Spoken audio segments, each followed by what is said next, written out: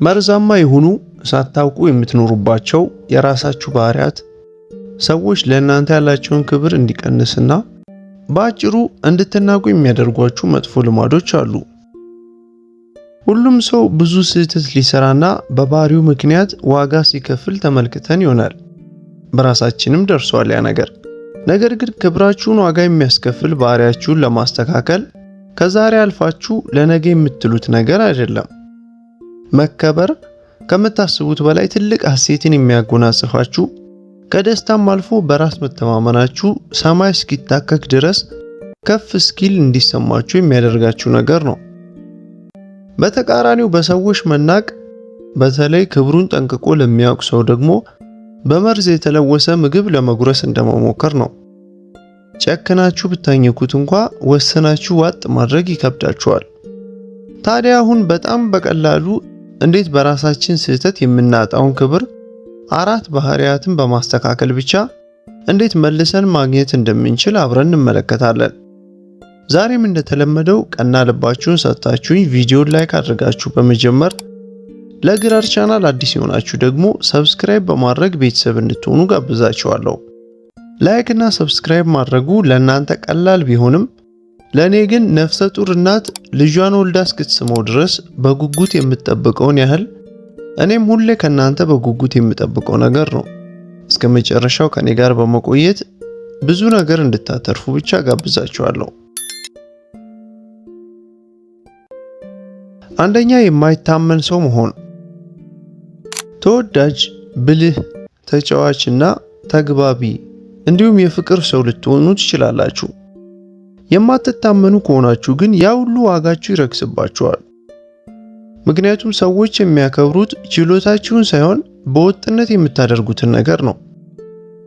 የማትታመኑ ከሆናችሁ በቀላሉ በሌላ ሰው ትተካላችሁ። ሁልጊዜ የሆነ ነገርን አደርጋለሁ እያላችሁ እሰራዋለሁ እያላችሁ ቃል ከገባችሁ በኋላ ምንም ካልሰራችሁ ያንን ነገር ማድረግ ብቻ አይደለም ያቆማችሁት፣ በተጨማሪ እምነታችሁን እየሰበራችሁ ነው። ሰዎች እናንተ ላይ መተማመን ካልቻሉ ለእናንተ ያላቸው ክብርን ታጣላችሁ።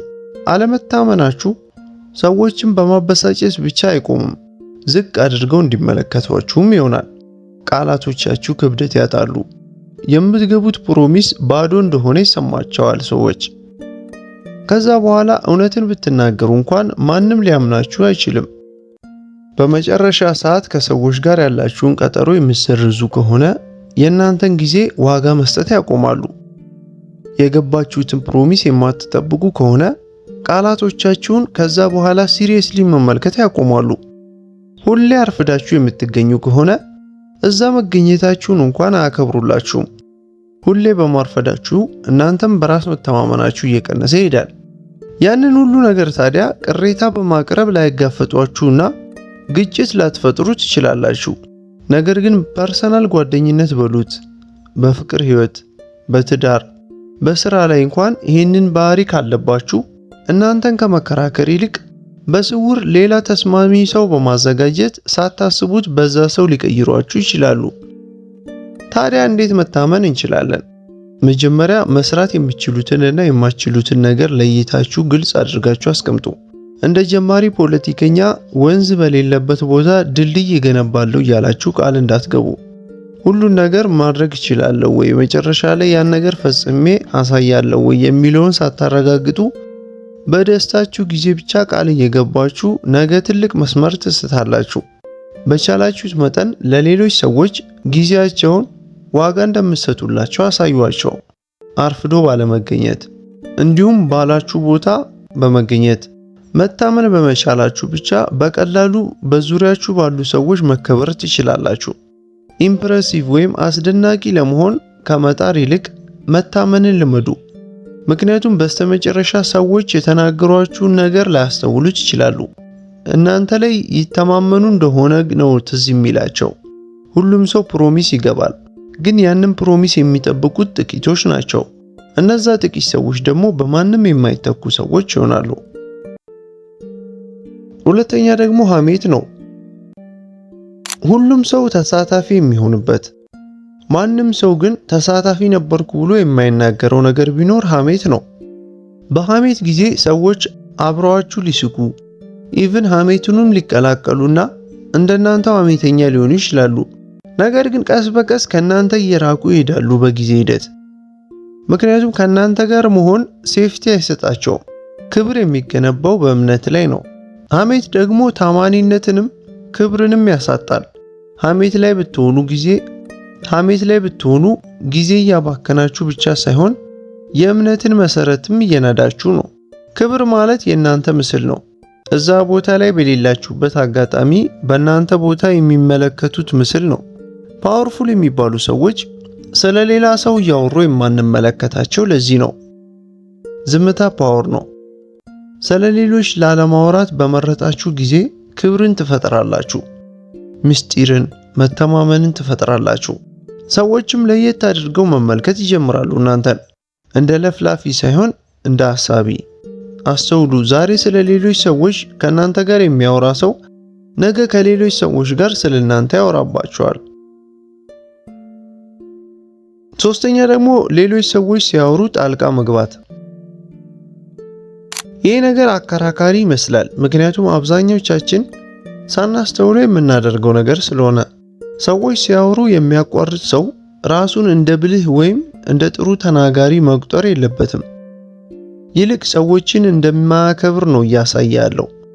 ምክንያቱም ሰዎችን ሲያቋርጥ ቃላቶቻቸውን እያስቆመ ብቻ ሳይሆን እናንተ ከምታወሩት በላይ የኔ ወሬ የተሻለ ነው፣ የኔ ወሬ ጠቃሚ ነው እያለ ነው። ክብራችሁን ከምታጡባቸው የማታስተውሏቸው መንገዶች መካከል ሌሎች እንዳይናገሩ የምታደርጉበት መንገድ አንደኛው ነው። ሰዎች ሲያወሩ በማቋረጥ የኔ ብቻ ይደመጥ ማለት ኮንፊደንስ አይሰጥም። ይልቅ በራስ አለመተማመን ነው የሚያሳየው። ቁልጭ አድርጎ የሚያስመለክታችሁ ያንን ነው። አልደመጥ ይሆን የሚል ፍርሃት፣ የሆነ ነገርን ቶሎ ለማረጋገጥ መቻኮል፣ ወሬውን በቁጥጥር ስር ለማዋል ያለ ፍርሃት። ያ ተግባራችሁ ታዲያ እናንተን ጠንካራ አያስመስላችሁም፣ ተቃራኒውን ነው የሚያደርግባችሁ። እውነተኛ በራስ መተማመን ጥድፊያ የለውም። ይልቅ ማዳመጥን፣ በእርጋታ መመለስን የተላበሰ ነው። በራሳችሁ ስትተማመኑ ለትኩረት ጸብ አትነሱም። በተፈጥሮ ወደ ራሳችሁ ነው የሚመጣላችሁ። ሁሌ ሰዎች ሲያወሩ ያቋረጣችሁ የምታወሯቸው ከሆነ ለእናንተ ሼር ማድረግ ያቆማሉ። ሐሳባቸውን እና የተለያየ ፍላጎታቸውን አጭር መልስ ብቻ መስጠት ይጀምራሉ። የጠለቀ ንግግር ማድረግ ያቆማሉ ከእናንተ ጋር። ምክንያቱም በአእምሯቸው ሁሌም የሚያስቡት ቢያወሩም እንደምታቋርጧቸው ነው። ታዲያ ሌሎች እስኪያወሩ በመጠበቅ ከዛም ረጋ ብላችሁ የራሳችሁን ሐሳብ ደግሞ በነፃነት በማውራት ሰውን አክብራችሁ እንድትከበሩ የሚያደርጋችሁ ጸባይ ነው። ያ ደግሞ ትልቁ የእናንተ ፓወር ሊሆን ይገባል። ብዙ ማውራት ሳይሆን መች ማውራት እንዳለባችሁ ማወቅ። ስለዚህ በቀጣይ ጊዜ በሰዎች ወሬ መሃል ተንቀሽቅሻችሁ ጣልቃ ልትገቡ ስትሉ ቆም ብላችሁ አስቡት። ምክንያቱም የራሳችሁን ነጥብ ለሰዎች ለማረጋገጥ በመሞከር ክብርን አትገነቡም። የነሱን ነገር ዋጋ በመስጠት ነው ክብር የምትገነቡት። ይህን አመል ለማቋረጥ ታዲያ ጥሩ አዳማጭ መሆንን ተለማመዱ። የሆነ ሰው ሲያወራ በደንብ አዳምጡት። እናንተ ቀጥላችሁ የምታወሩትን ተራም አትጠብቁ። ከመመለሳችሁ በፊት ሐሳባቸውን በደንብ እንዲተነፍሱ ጊዜ ስጧቸው። ክብርን ከመገንባት በተጨማሪ በሁለታችሁ መካከል ጠንካራ ግንኙነትን ይፈጥርላችኋል ያ ሁኔታ። አራተኛና የመጨረሻው ደግሞ ሁሌም ቅሬታ ማቅረብ ነው። ሁሌ ቅሬታ ማቅረብ ሰዎች ለእናንተ አዝነው የሆነ ነገር እንዲያደርጉላችሁ አያደርግም። በእነሱ ፊት ሁሌም ደካማ ሆናችሁ እንድትታዩ ነው የሚያደርጋችሁ። ምክንያቱም በሁሉም ነገር ሰበብና ቅሬታ ብቻ ስታነሱ ሰዎች እንደ ችግር ፈቺ ሳይሆን እንደ ችግር ባለቤትና ጠንሳሽ ነው የሚመለከቷችሁ። አታውቁትም እንጂ ኮምፕሌኒንግ ወይም ቅሬታ አቅራቢነትና ማጉረምረም ለሰዎች በጣም አሰልቺ ነገር ነው። መጀመሪያ ሰዎች ይደግፏችኋል፣ ያዳምጧችኋል፣ ሊረዷችሁም ይሞክራሉ። ምንም የማይቀየር ከሆነ ግን ራሳቸውን ከእናንተ ማራቅ ይጀምራሉ። ምክንያቱም የእናንተ ኢነርጂ አሰልቺ ሆኗል።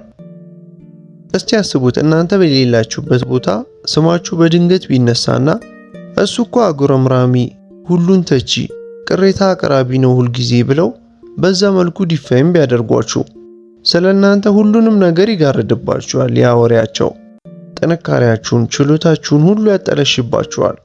ስለዚህ በሁሉ ነገር ቅሬታ በማቅረብ በሰዎች ከመገፋትና ወደ ራሳችሁ አሉታዊ ነገርን ሁሉ ከመሳብ ይልቅ ያንን ቅሬታ ልታቀርቡ ስትሉ ቆም ብላችሁ አስቡና ይህ ነገር ችግሩን እየፈታው ነው ወይስ ያንን ነገር እየደገምኩት ነው ብላችሁ አስተውሉ።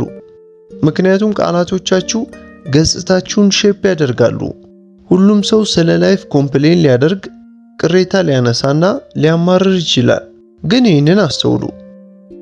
በምድር ስትኖሩ ልትሰሩ የምትችሉት ትልቁ ስህተት ይቺ ዓለም ለእናንተ የሆነ ነገር የሆነ ውለታ እንድትውልላችሁ መጠበቃችሁ ነው።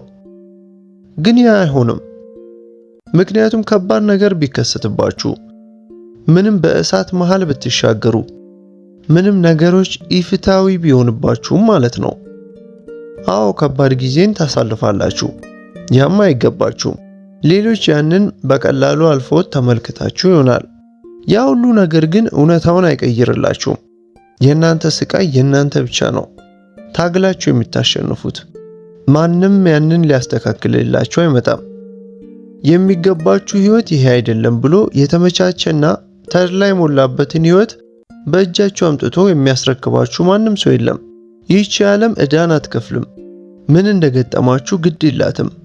መቼም የማይመጣ ፍትሃዊ ህይወትን መጠበቅ ትችላላችሁ፣ ወይም ደግሞ ኃላፊነት ወስዳችሁ ወደፊት መገስገስም ትችላላችሁ። ከሁለቱ ምርጫው እናንተ ነው። ታዲያ እነዚህን ነገሮች በደንብ ከወደዳችኋቸውና አይኔን ከፍቶልኛል ብላችሁ ካሰባችሁ ሰብስክራይብ በማድረግ ከገናር ቻናል ጋር አብሮ መቆየትና ብዙ እያተረፋችሁ ወዳጅ መሆን ትችላላችሁ ከኔ ጋር። እስከ መጨረሻው ስለተከታተላችሁኝ በጣም ከልቤ አመሰግናለሁ። በቀጣይ በሌላ ፕሮግራም እስክንገናኝ ደግሞ ሰላም ቆዩልኝ።